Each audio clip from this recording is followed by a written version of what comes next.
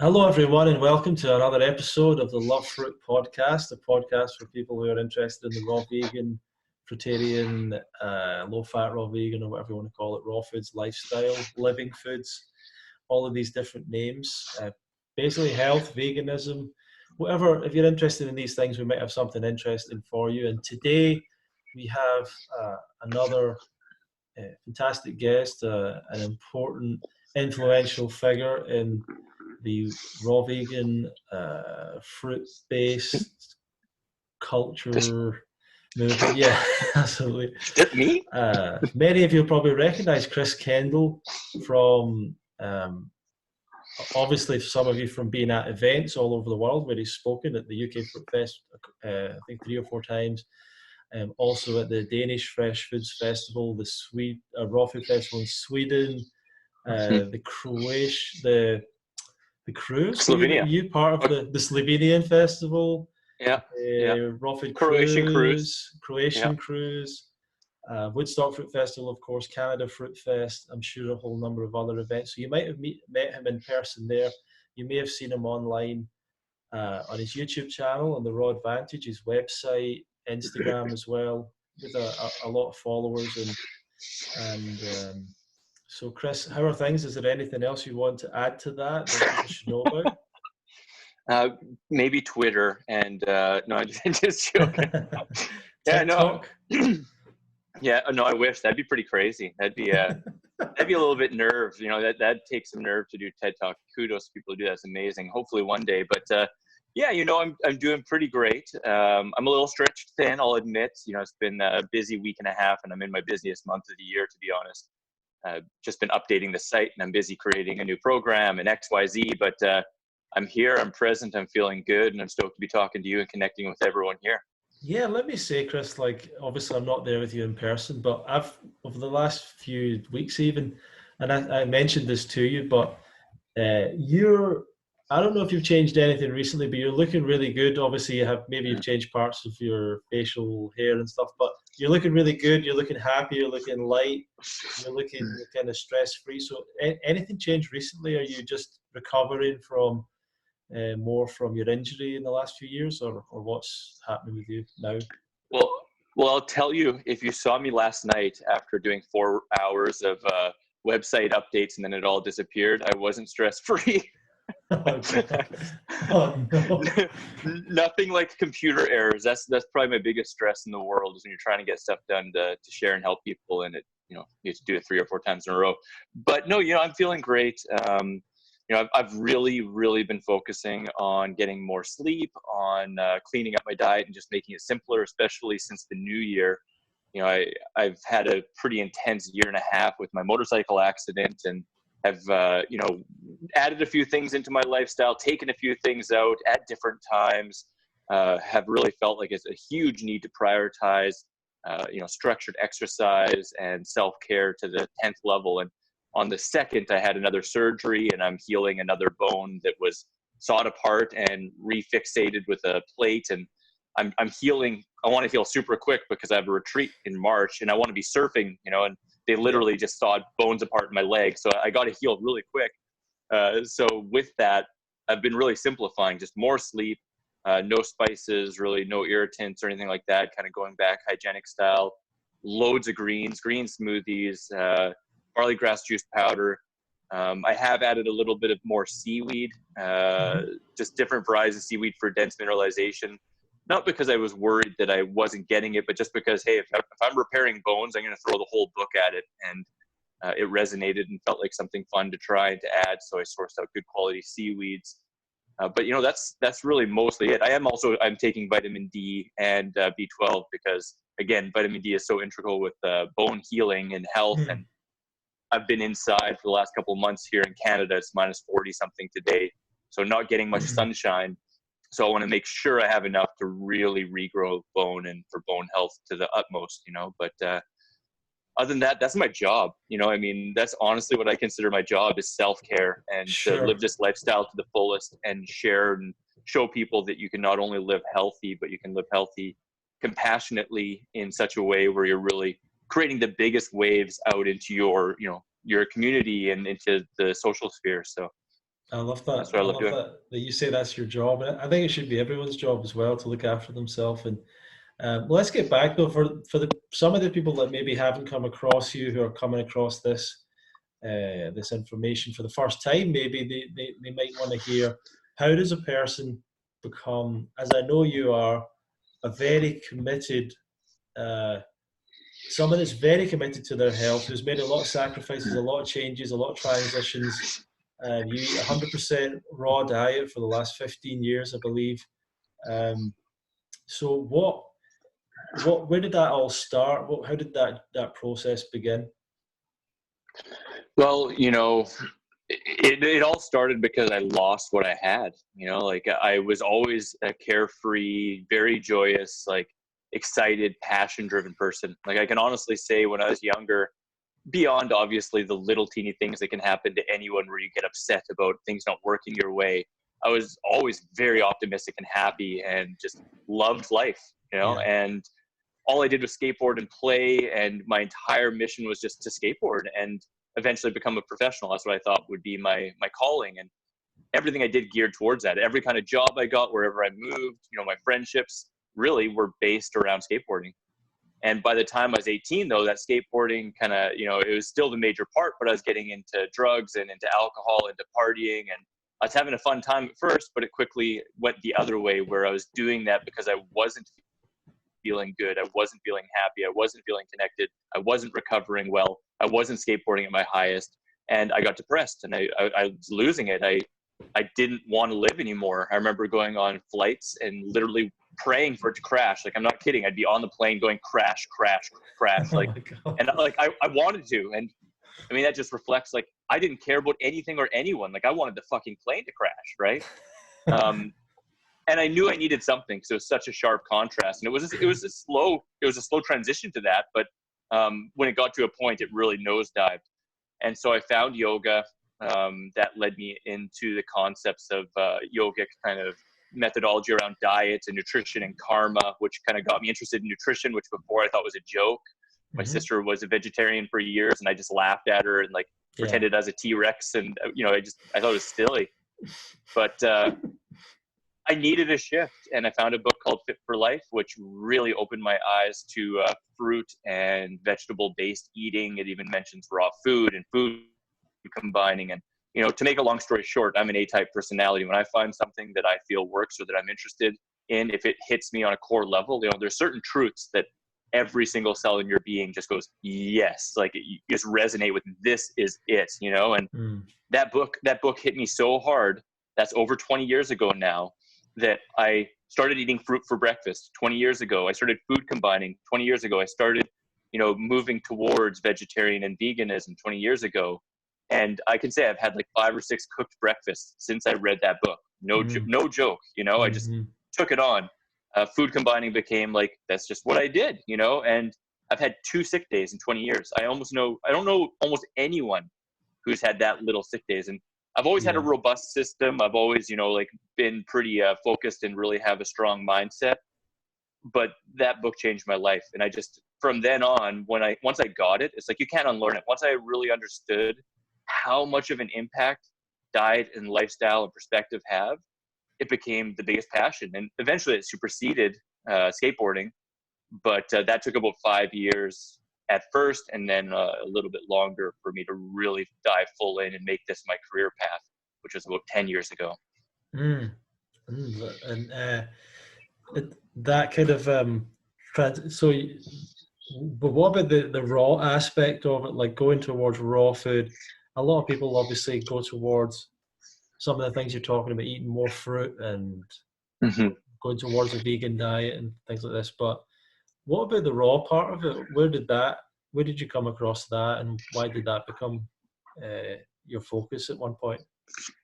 Well, even the 20 years ago, that book Fit for Life, recommended fruit for breakfast, and if desired, fruit for lunch, and if you want, you could even do fruit for dinner. Like it really focused on fruit kind of being optimal. So right from the beginning, that kind of got in my head was fruit in an uncooked raw state are really what we're designed for, right? So I just started incorporating more and more and more of that. And nutrition became the biggest passion. I was reading a book on nutrition, a book on fantasy, a book on spirituality or ethics at all times. I was just reading nonstop.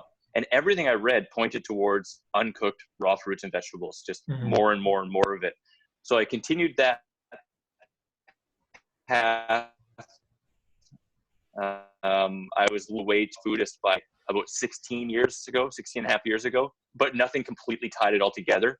You know, I was reading like David Wolf and Sun Food Diet Success System. I remember Nature's First Law was the first raw book I read that at the end of every chapter it says cooked food is poison, and it's very like vehement against cooked food. And I was like, yeah, this makes sense. Like, I got it. Cooked food's poison. You know, just like, this is it.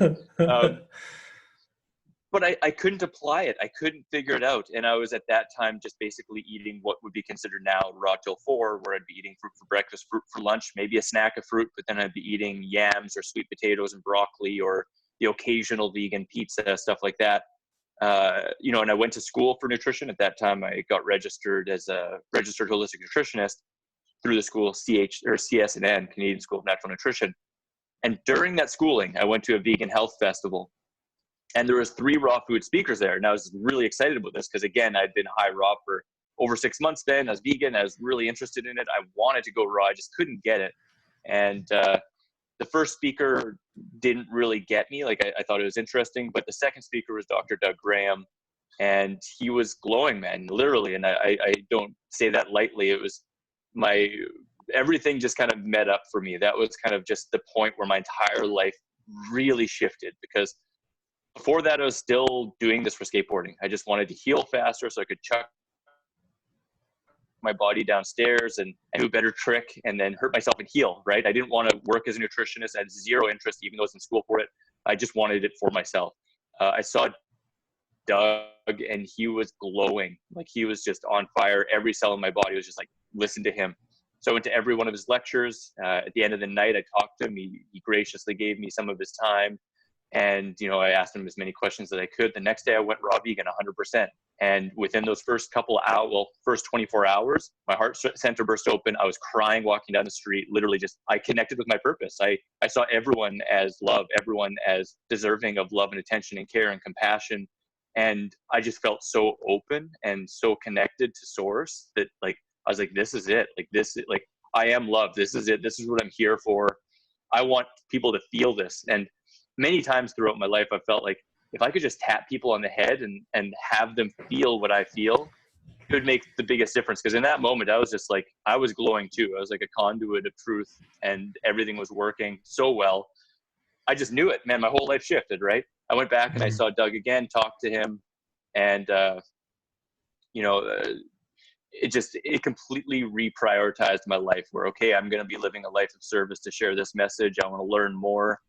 I took 5 years where I really just applied this stuff, and I learned as much as I could from as many people as I could. Doug Graham had a support board at that time, Veg Source, which had like years and years and years of backlogged questions and Q&A, which he put hours into every day. And I spent 2 or 3 hours a day, every day for a couple of years, going over everything in there, trying to figure out the answers to any question I could possibly think of. And after 5 years, I came up against a big ultimatum with when I was in a relationship, that it was basically either like continue doing this path, you know, going down the road to becoming what I am now, or get a real job and eat cooked food. And I was just like, I'd rather die. Like, this is what I'm here for. Like, and it was tough, man. Like, that relationship, literally in that moment, I was like, you know, it was I thought we were going to get married kind of thing. It was the first time ever in my life I thought we were, but it was that big of an ultimatum where it's like, yeah, you can't just play around with this thing. And so we split, and I started the Raw Advantage. It's been 10 years, and that's just been my sole focus. It's now almost 11 years with the Raw Advantage. And I love it, man. It's super fun. And I do want to say a disclaimer, although for the last 15 and a half, 16 years almost now, I've been a raw foodist, and many of those years, even like, I think the longest stretch where I didn't have anything enter my mouth was about like 4 or 5 years, 100% raw.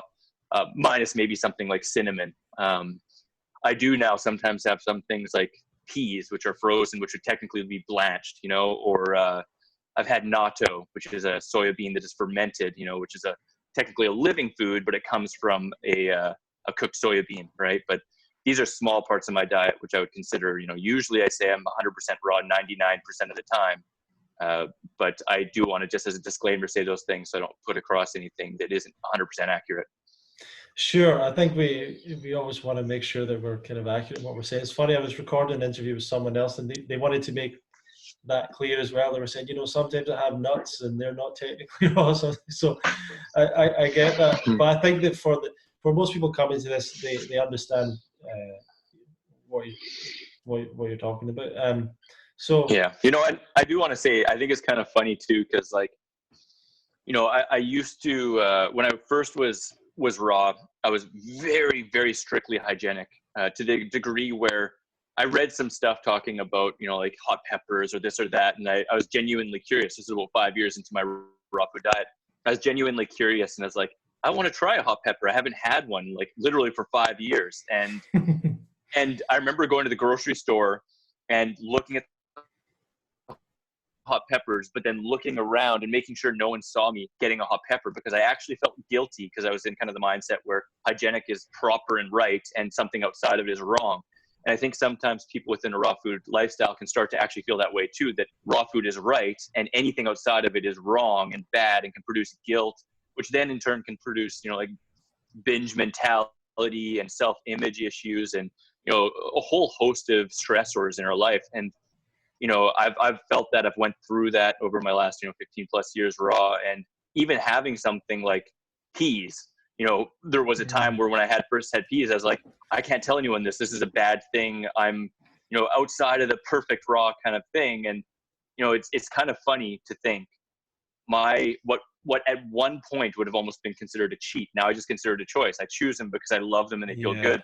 But at one time, something that would be considered a cheat and maybe even looked down upon by people or is peas, which for many people would be considered like the most healthy thing that they eat if they're eating a standard diet, which is I think it's kind of fair to point that out and really look at ourselves and see what we're feeling. Because if we see someone eating something outside of our normal diet regime and we actually feel judgment or we feel guilt or we feel tightness around it, it's good to explore why we feel that and see if we can let it go. It doesn't mean you have to eat it, but to check ourselves on our emotional reaction to food and our feelings of how foods are set up and what it means for our well-being or our self-image. Let me tell you about my little adventure with peas. So, like, I never really liked peas growing up, I got to say. I quite like sweet corn. That's what I would have. So the standard sweet meal, corn's good. Potatoes, some kind of meat or whatever, and then maybe sweet corn or peas. That's kind of a standard thing that we would have in our house growing up. But going raw, I never even really thought about peas. They were just kind of not even part of my thought or my idea. I was just so focused on getting the fruit part of it right and eating more vegetables and stuff. And then I did see someone was doing a presentation on a food demo, and they kind of said, well, if I can't get raw peas, I'll just use the frozen peas, and they were making a soup. And I just thought, okay. And then I was at their house and they made this pea soup, right? And I had it and I didn't really like it that much, or whatever, but I had it anyway. And then a couple of days later, I thought, I'll maybe have some peas. So I got some peas. And I thought, how can I make this a little bit better? So I added some tomato sauce to it or something, made a tomato sauce. And so maybe it was just like I had some peas in some dish. And then I thought, I quite just like the peas. So then I had the peas on their own. And then it became like massive bowls of pea, like just peas. So you became a peatarian. Yeah. This is an exposure into like how I am with food. Like I can get so like obsessed with things like that. And I was having like these bowls of just peas and adding and I started to do this practice where I added this sauce that was basically tomato and tahini, and I just mixed that all up into this big thing of peas, and I don't know how many calories that would have been, but I put peas on are high calorie. Yeah. I put on a lot of weight doing that, and the tahini added. Oh, and there was absolutely. a while where that was a daily thing I was doing for a long period of time, and I just got to a point where I was like, I literally gotta cut them out. I literally have no control over this. Like, and I was so I got to a point as well where I started to get like a red rash or something on my face, like whenever so it's like there must be something in peas that when you eat it to the degree I was doing it, some kind of toxin must build up, whatever that is, and then eventually it's just like I need to take a break. So that was what happened with me, like when I had that, but that's a reflection on me, like having massive bowls of them every day, and I just got to that point, and yeah, they're I mean, and that's the funny thing. It's like this, they're a delicious food. They are edible in a raw state. I mean, I always think about that's kind of my definition in a way, because people will say, well, nuts aren't raw because they're dried. And I say, yeah, but they are edible in their raw state. So yeah, they've been changed, but it's kind of like eating dried fruit. Okay, it's not all perfect or whatever, but it's edible, and it's so we don't have to. So the fact that that peas or whatever have been heated or whatever, it's not the same as cooking something that is impossible to eat without the cooking process. Like, I think there's a difference there. Yeah, and I mean, even realistically, the type of cooking and all those things, because I mean, blanched is quite different than fried, for example, or even blanched is quite different than cooked, boiled, because blanched is typically just dipped in water that isn't boiling anymore for a short period of time to, change the color and all that other stuff so that it freezes better. That's why they really do it, and also to reduce bacteria contamination. And I'm not trying to make a case for peas in the sense that I think everyone should have them or anything. There's something that I've added that I feel good about and I enjoy on occasion too. But I agree, like, have fresh peas from the garden, ridiculous. They're sweet and crunchy and delicious. And I think that's a good measure, as well as just what feels good to you. And like you said, when you found yourself unhealthily addicted to it, where you're drawn to it, then that's also a different scenario. Like, understanding why is that? Like, is there a nutritional component? Is there just an emotional component? Is there just a calorie component where it's easier to get your calories in that way and before you're subtly under eating? There's many layers to that. And I think in any situation, it pays to have a second hand or third hand kind of view and go through it and figure out what that is, because sometimes it's not as clear when we're right in it, and I know for myself too, like in my first even 7 years of raw food, I was way more prone to fall down the mountain if I had a little slip. Like if I gave myself an inch, I would take a mile. Whereas now, 16 years down the road, and I've shared this on my social media and stuff like that.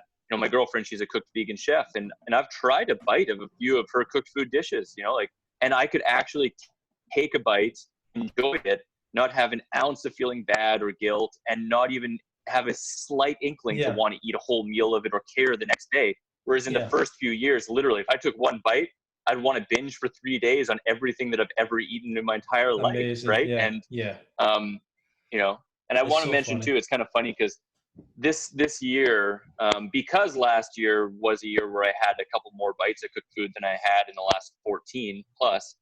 This year I told myself, okay, well, this year I'm just going to simplify it. And, the furthest I'm going to go is to have some peas. And otherwise it's just simple and keeping it raw and really paying attention to sleep and all the other aspects of health, because I want to knock it out of the park. And, I too often see, when people are into this kind of lifestyle, they see how profound it is and they see how much of a difference it can make.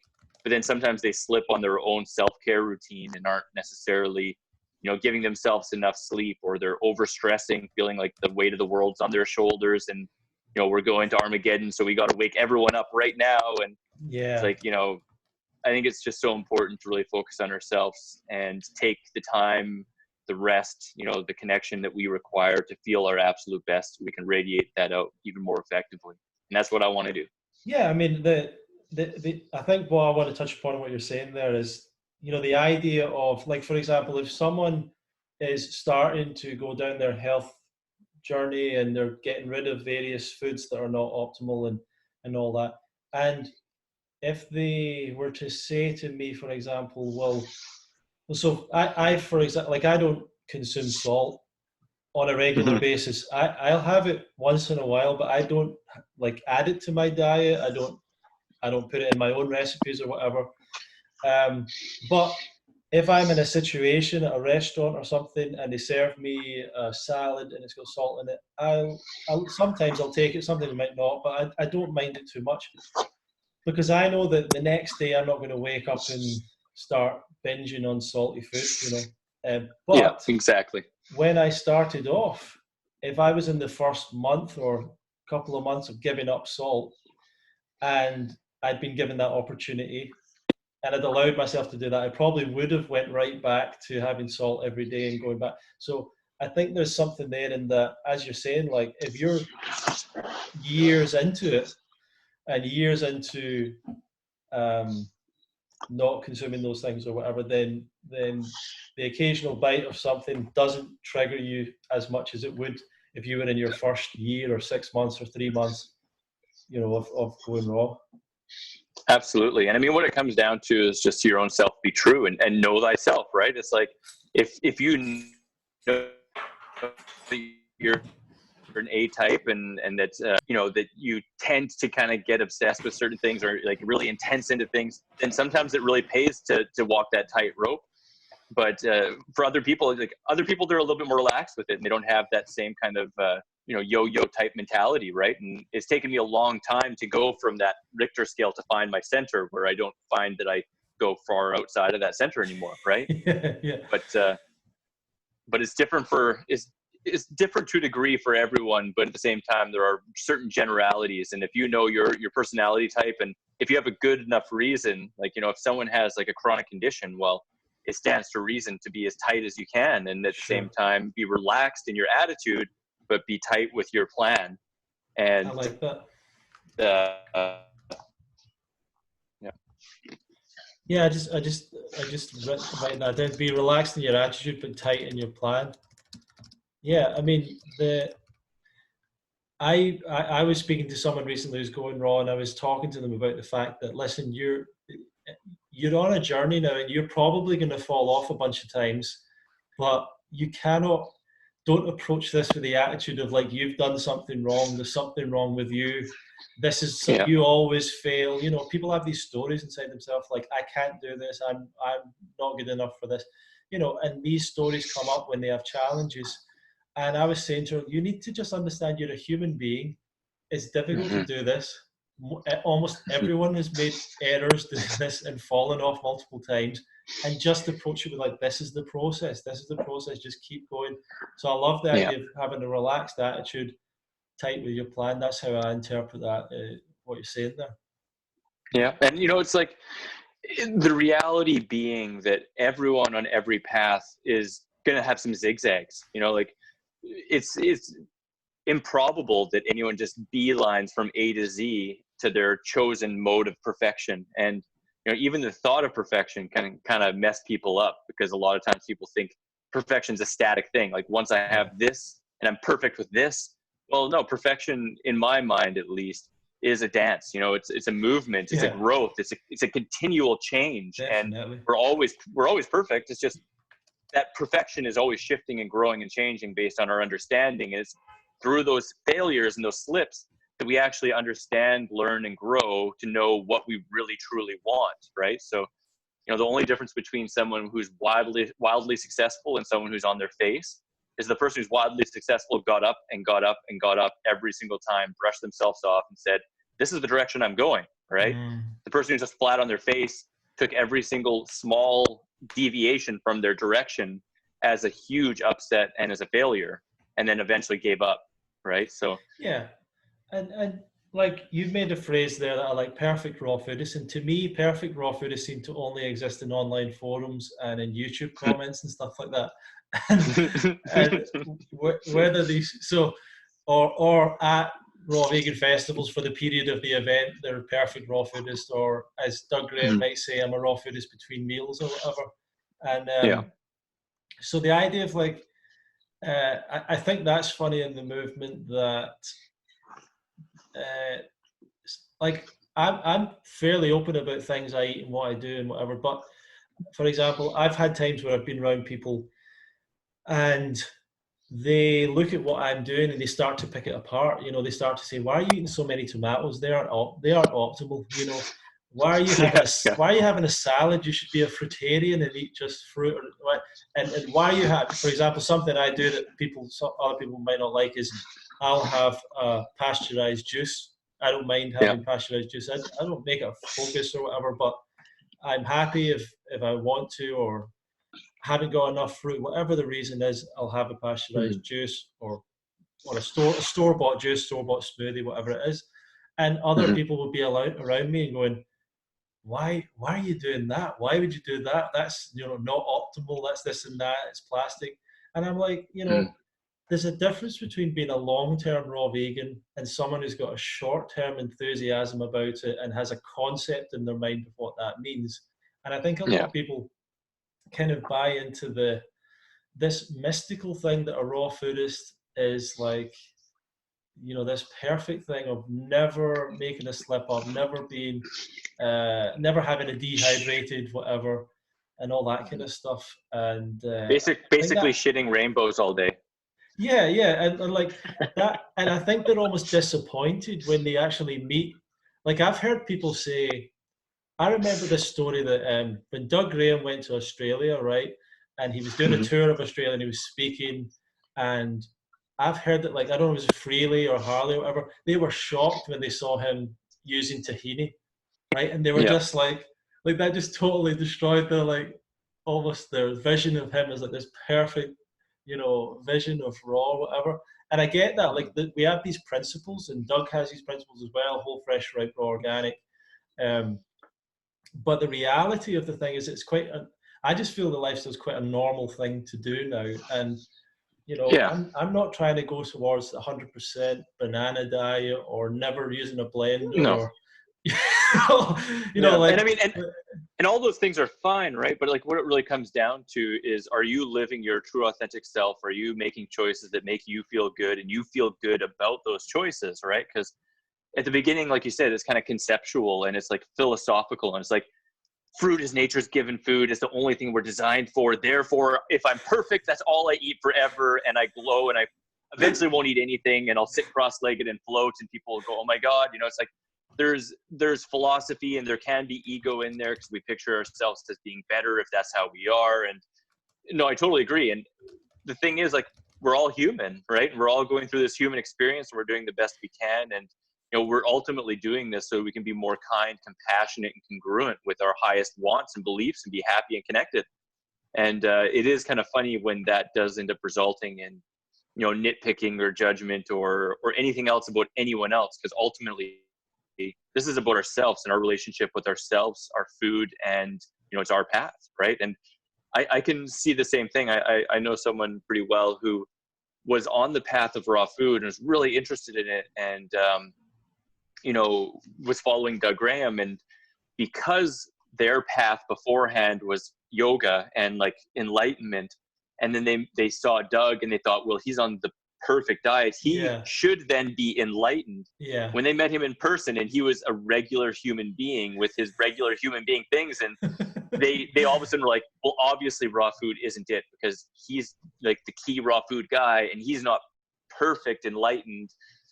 And then they actually stopped doing raw food completely just because yeah. they thought that X equals Y equals Z. It's like, Oh that's not yeah, how yeah. life works. At the That's same not how time, life. at the same time, Doug is a normal guy. He is also a special guy. Like, he is different. He does, Thousand he times, yeah. and but he does have a side to him that maybe people don't like. His kind of uh, I don't know, because obviously he's a coach. He comes from a Mhm. background of athletics, of coaching, of that kind of strict attitude and stuff like that. So yeah, He's an alpha as well, sure, and I mean, he's fully an alpha. And like, the thing about it as well is, if imagine if you for over 30 years have heard the same questions every single, like 1,000 times. Like, I've been doing this 16 years and I've heard questions millions of times. And when people, I can't imagine, like, he's got another like 20 years on me of hearing the same questions. And everyone has their moments, and everyone has like where they're like just completely immersed and compassionate. And other times people have moments where it's like, they're trying different ways of expressing it. And every way doesn't work for everyone, but yeah, sometimes you can word things in such a way that are yeah. taken personally, right? So It's funny as well because he did this presentation one time where he went up and he said, so this is the questions you're going to ask. And he starts writing, he starts putting up, who wants to ask about this?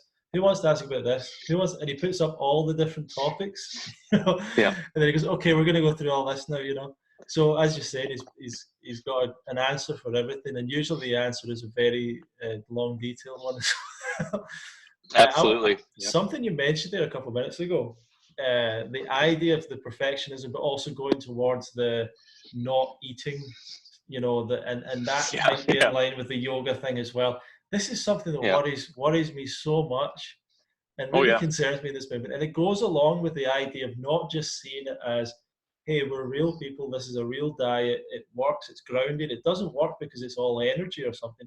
This is nutrition how it should be. And why are so many people, or I'd ask you, do you see this the same, that there's people who come to raw food who are into this breatharian idea of like, maybe someday I'll live without food. And, there's even people that promote this idea, they do retreats. Have you come across this in your coaching when you speak to people and at events and stuff?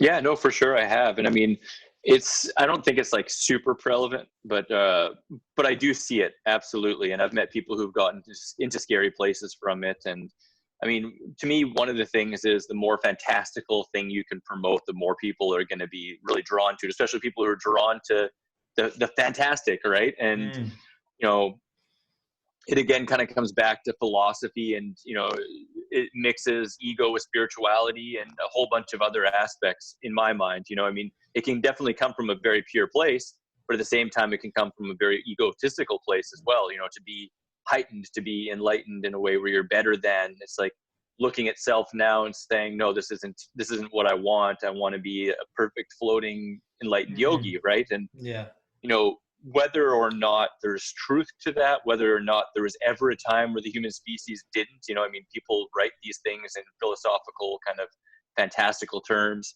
To me, it's like, that's not where we are. And, having that as a goal only sets one up for disaster. If it was a natural progression, if that's even the case, then that might be a different story, but that's not something I promote or necessarily even believe in.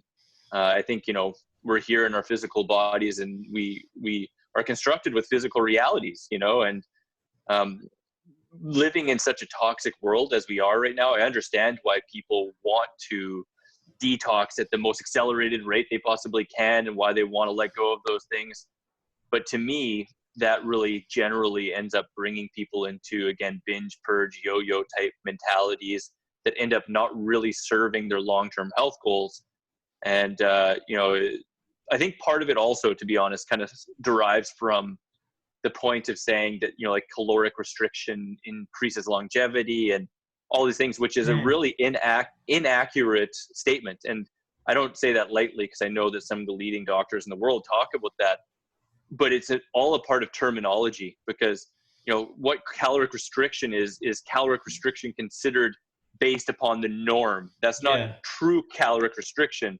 Because true caloric restriction would essentially mean we're eating less calories than we require, which eventually would lead us to a depleted state, which would eventually lead us to losing weight.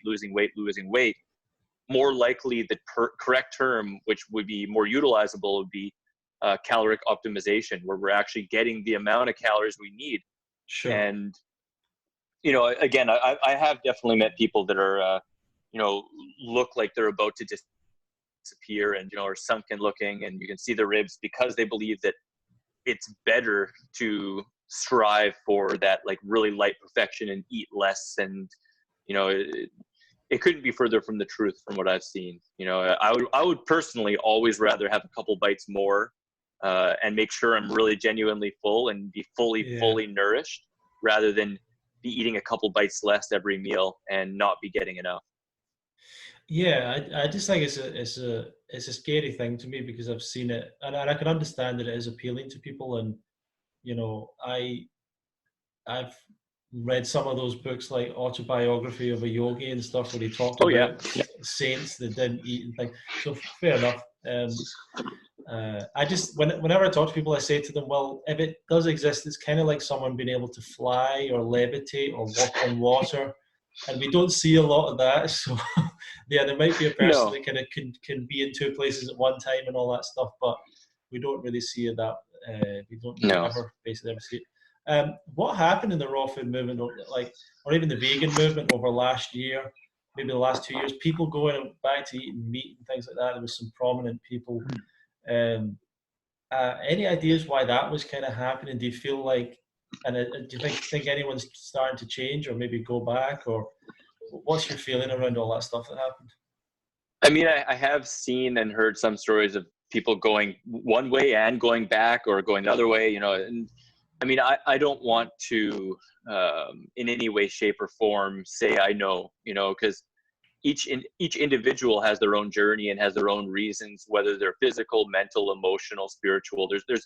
There's layers to every single person's choice, right? And I mean, I could definitely say some commonalities, and I could say some things that I have personally seen with people who have went that route and came back, or otherwise who problem solved and never completely went that route, but instead solved it within raw food or veganism. But I think some of the things we have already kind of covered to some degree, like for example, if they believe in, like food-based purity and are very restrictive and, under eat total calories, or if they're really on that kind of mind frame of thinking like, everything except for fruit from the tree is bad. So they try and eat pretty much strictly fruitarian. If they have a restrictive mindset or a judgment-based mindset, and they're carrying a lot of stress within them, because people don't realize that as well. Like if we are doing this from a place of restriction of good and bad, and we're holding stress and we're holding judgment around things, that carries a real frequency within our body, which creates a whole cascade of stress effects. And that impacts us hormonally, it impacts our alkalinity reserves, it impacts everything. So I think those aspects, one, the physical, where people just aren't technically really doing it in a way that is conducive to optimal health, eating a lot of greens. They're doing it in a way where they're not relaxed about it and doing it because they want to. They're doing it because they think they should do it or that it's right. And if they don't do it, they have a lot of judgment on themselves, which, again, going back to, people don't usually have a straight B line. Usually there's some zigzagging. And if they're zigzagging and they're feeling guilty about it and they feel horrible about it and they're closet doing it, well, that's again, those are kind of eating disorder tendencies that can cause real effects in our body beyond the effects of the food itself. When people are completely opposed to any supplementation at all, and they don't take, say, vitamin B12, but they're actually becoming deficient, or X, Y, and Z. I've seen that cause issues. I'm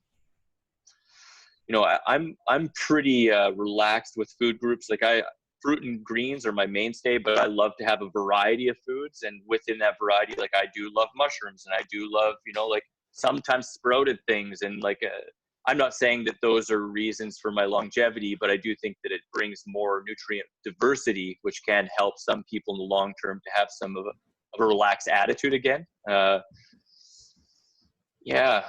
that, the one thing that I've mentioned before too is I really do believe that in this day and age, with all the stressors we have on us, from our food system, to the pollution, to electronic stresses from 5G and all these other kinds of things, that we are in a place right now where we do have more to buffer than we ever had. And by buffering, I mean having a robust immune system, and two, having enough alkalinity in our system to buffer the acidity of these daily stressors. And I think that some people get into this lifestyle in a must detox as fast as humanly possible kind of attitude, where they're fasting and they're cleansing and they're juicing and they're just eating fruit, and they're doing all these things which on the surface they seem very like sensical, but in the reality of we're coming into this lifestyle from a place where we've already had a lot of stored wastes and traumas and emotional stagnation. To try and release all of it at once can burn through reserves, can be trying on the system, can be very trying physically, mentally, and emotionally. And for some people, that's too much. And I'm really personally in favor of the slow and steady wins the race. Whether that means you still have a fairly quick transition, or whether that means you have a longer transition. including lots of greens, and not feeling like you have to try and reach physical purity in as short period of time as humanly possible. Those are some of the things that I think jump out to me as reasons why people in now can have troubles on the raw food diet, and maybe even go to that extreme of one to the other. For sure. I mean, to me, the things that we've always seen as people not eating enough, under eating, and that just never stops. It's like people still, and I think there's a thing, Chris, maybe I'm wrong about this, but I think sometimes even when you work with people and they know what you eat and they know how you eat, and you're telling them what they're doing, but I think there's still a resistance in people sometimes, especially when you're saying, okay, well, if you need this amount of calories, then this is the amount of fruit you need to eat. And if you actually give them that amount and show them what that is, you can get that resistance from people who are like, really? That sounds like a lot. Like, they still don't fully, like, a lot of people don't buy into it. Even people that we would think have really got into this lifestyle know a lot about it. I think there's a lot of people, as you're saying, that have always kind of under eaten or never quite eaten enough, ended up eating too much fat, the common kind of thing, and and going down that route. I mean, it takes, like, if you're just subtly under eating, like, again, like, what I often say is, if you look at that fruit and you feel like you could have another bite or a piece, do it. But I think a lot of times people eat until they're like, yeah, I'm good, but they don't have that extra little bit. And let's say you're missing 100 calories a day. Well, you're missing 100 calories a day. At the end of 2 weeks, that's 1,400 calories, and it ends up in a peanut butter binge, right? And then you feel awful about it. You think, why me? Why am I like this? Oh my God, something's wrong. Maybe I'm missing something. And all it came down to is just subtly under eating, or subtly under eating greens, or I think the other thing though too, really, and I think this is a big thing, is just not really having a good relationship with self, not having a good relationship with food, because if we don't, we're going to be looking to food our problems, but it never does. It's just a temporary good feeling. And I remember I was just thinking there about one of the first times I ran like a small event, and so it was a lot of stress. Like, there's about 25 people or something at this event, at this campsite, and we didn't have a chef, really. We didn't have blenders. We just got fruit and vegetables. Like, we told everyone that it's just gonna be really simple. So I was obviously working at it a lot. At that time, I was really strict, low fat, and I've went on a bit of a journey where I've went on times where I've been really high fat. I much prefer the low fat, so I'm back to that. But like, then it was, and it not because of dogmatic, but I didn't really like avocados, so I didn't have avocados at the time. I didn't have nuts and seeds, so my diet was super, super low fat. And over that weekend, I remember when I was driving home, so you're kind of going on the adrenaline or whatever of looking after all these people and all the socializing and all that. On the drive back, I went to the service station and I saw this packet of pistachios. And I was like, I've not had any pistachios in a while. Let's see what they taste like. And like, that led to me eating the entire like tub of pistachios as I'm driving, right? And it wasn't just that. It's like, I don't know if you've ever done this thing where you've been driving or something and you're eating while driving, but you're almost doing it, and like almost the food is more important than watching the road. Like, so you're like, oh shit. Yeah, like I'm taking my hands off the wheel to shell another few pistachios. Then, like that's dangerous. Really that's my problem with food sometimes. So I think I like, as you're saying, under eating over a couple of days, not realizing it, and then being totally prone to like some kind of binge. And I mean, when you're really immersed in something you're enjoying, or it's the highest priority, it's easy to undereat. That's why, I mean, when people get into a workflow and they're just working, oh my God, I didn't even eat lunch, you're so immersed in it. And, if that happens consistently, then it's going to, again, either it's going to lead you to under eating throughout a day, and then after a couple of weeks end up in a binge, or it's going to end up under eating throughout that day and then eating more at night, which then leads you to feeling groggy and crappy in the morning and not eating till later in the day in the morning again. And that ends up creating this cycle where we're eating inopportune times for proper body functions. Because if we're not eating our first meal until 1 or 2, and then we're eating our dinner at 8 or 9, and then we're sleeping with a full stomach, we're not getting the most out of the diet either, right? So absolutely. So I just want to change the subject a little bit. So I want to point out to the audience that this is purely an interview that was set up because we want to get everyone's story out there and get more raw vegans out there and get people to hear this on the podcast and everything. But Chris, I am aware that you've got a retreat coming up, and this wasn't designed as an interview to help promote the retreat. That's not what we sat down to do. We didn't even talk about that. But I would love people to go to your retreat. I would love people to tell me that they went along to your thing because of hearing it from us or whatever that would be. I would really enjoy the fact that we've been able to touch someone and let them know about it. I mean, I've heard a lot of good things about your retreats in Costa Rica. I think you've got one coming up. What is the kind of power of a retreat? Why are people so drawn to it, and why is the experience so fulfilling to people? Well, thanks a lot, man. I really appreciate that. And I only have 4 spots left, so that's real. And it's February 28th till March 7th. But the reason why people, I think, are really drawn to it is because it's complete immersion. It's just like you're full on with it. You totally feel at home. Everyone's doing the same thing as you. It's kind of the same as a festival, right? Like there's no questions, there's no judgment, there's no whys around what you're doing. And in fact, you're around people who've been doing it for longer, most likely, who have answers to questions that no one else might have, and that you can feel totally at home asking anything and not feel weird about, right? Everything becomes normalized. And there is just such a power in being, again, totally immersed with community, doing the exact same things, so you can just relax and let go and feel normal and get those questions answered and just live it. Instead of reading about it or seeing it on a forum where you got 50 different opinions. Instead, you're just doing it.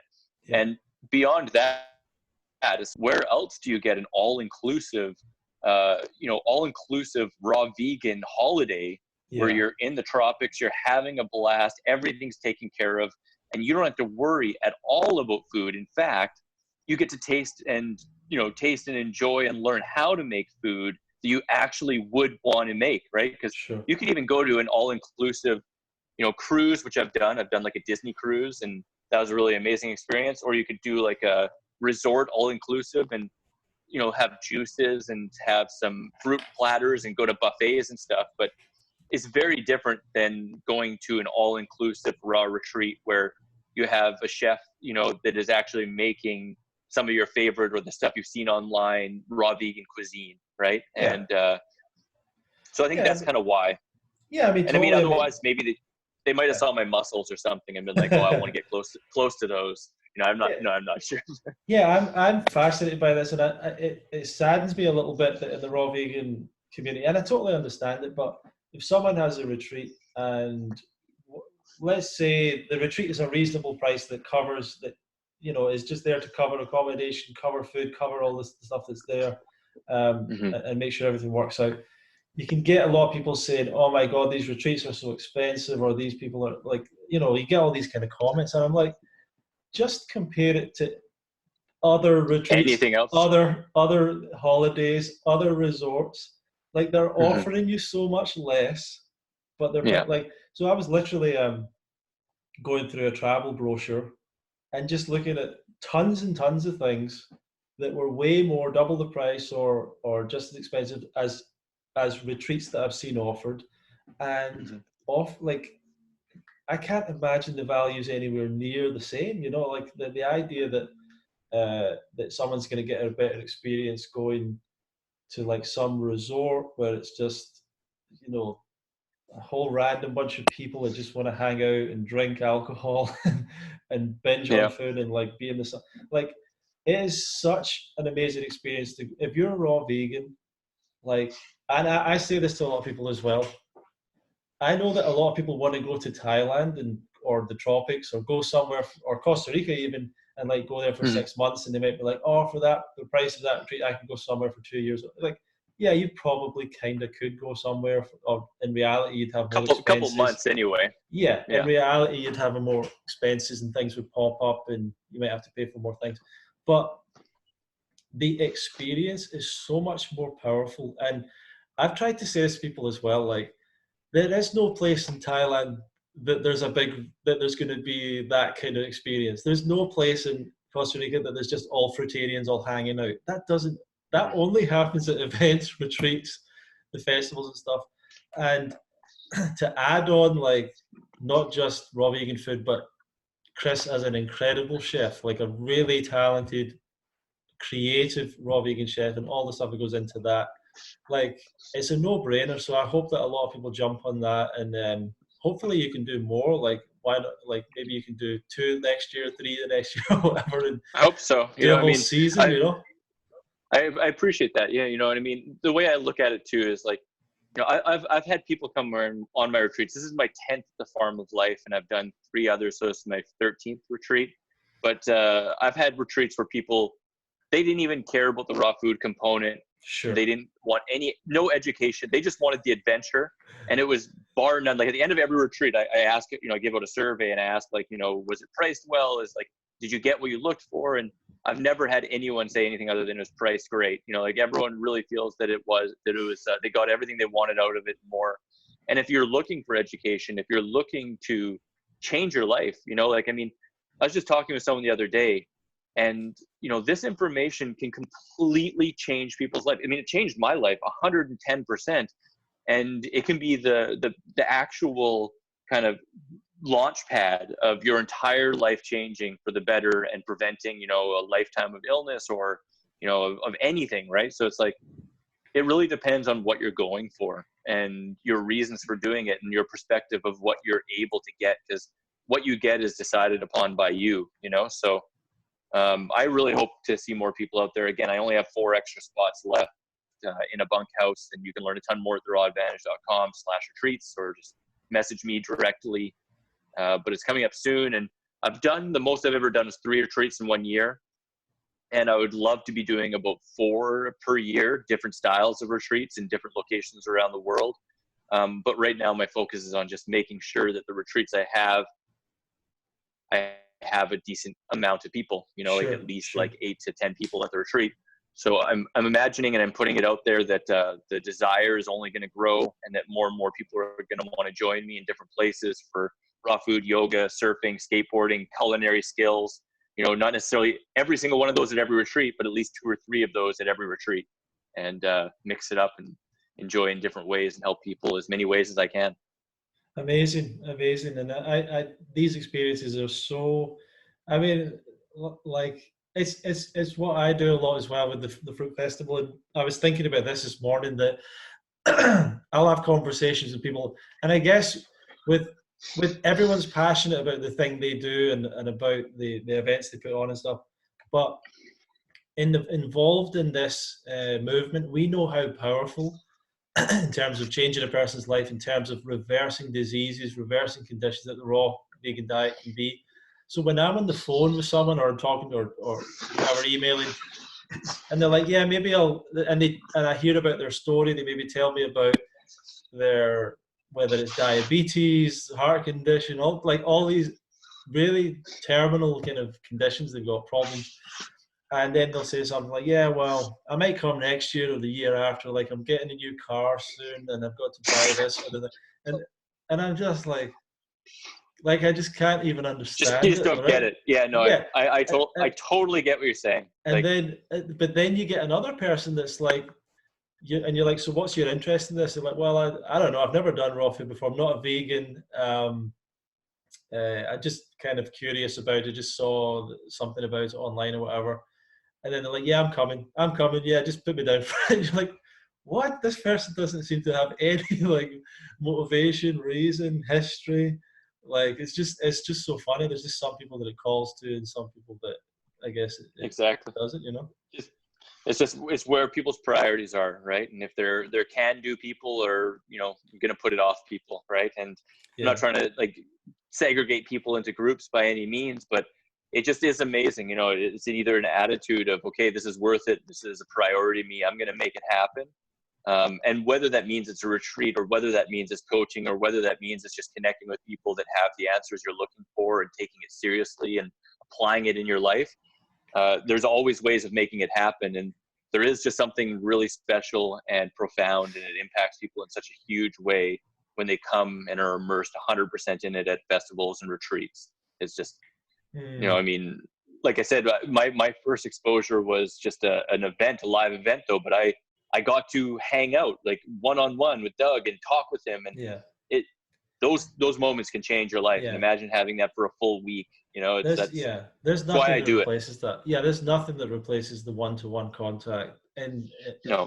because I don't know if there is something about picking up on someone's energy or their vibe or their vibration, but I mean, I used to have times where I would speak to Doug and then I would go away and I'd be like, man, I really want to eat bananas now. And it was like, you know, just stuff like that where I'd be like, I would speak to him and then really want to take care of my health. I'd be like, I'm picking up something from this guy just from his presence, you know. And so anyhow, we're coming to kind of the end here. I believe that if people go to your website, they can get a whole bunch of free stuff as well. Like you've got some books there, they're part of your newsletter, I think. So the rawidvantage.com is where people can get that stuff, and then that's your Instagram if they want to follow you there, and so on. Yeah.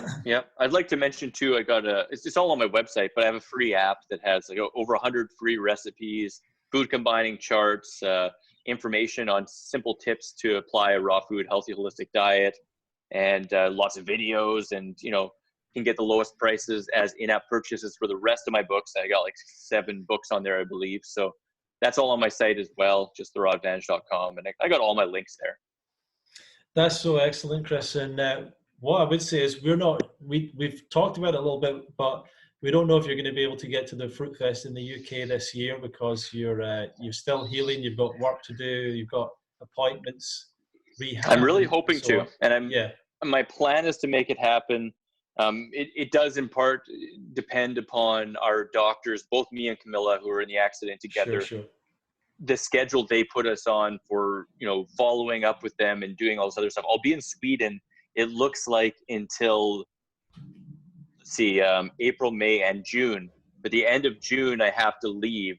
And so that means either I go to the UK for a month until the festival, or I go home. But I'm putting it out there that my intention is to stay in the UK and come to the festival. But right now it's a little bit out of my hands, and I can't say 100%. Well, that's great. I mean, and if people want to learn more about that festival or about what we're doing, fruitfest.co.uk, you can check that out. And I don't know if there'll be spaces left by the time this goes out, but you can go and check there and see if it's still there's still some spaces left, and check that all out. Thank you very much for listening, everyone. I'm sure we'll be interviewing Chris again. We've not even touched on even the 10th of the information that Chris has got to share with you. So, but get over to Chris's website as well, the Raw Advantage, and take the leap. We're not getting anything out of this. This isn't a promotional thing for us, but I really just want you to have that experience, the experience that I've had and other people have had of going to these events, of being around people, of getting the raw food, and of making that change to your life, because it's a really powerful thing. So therawadvantage.com if you want more information on that. So thank you very much for listening, everyone, and we'll see you on another episode of the podcast. Ooh, baby, I like it raw. Thanks, Ronnie. Thanks, Chris. Peace.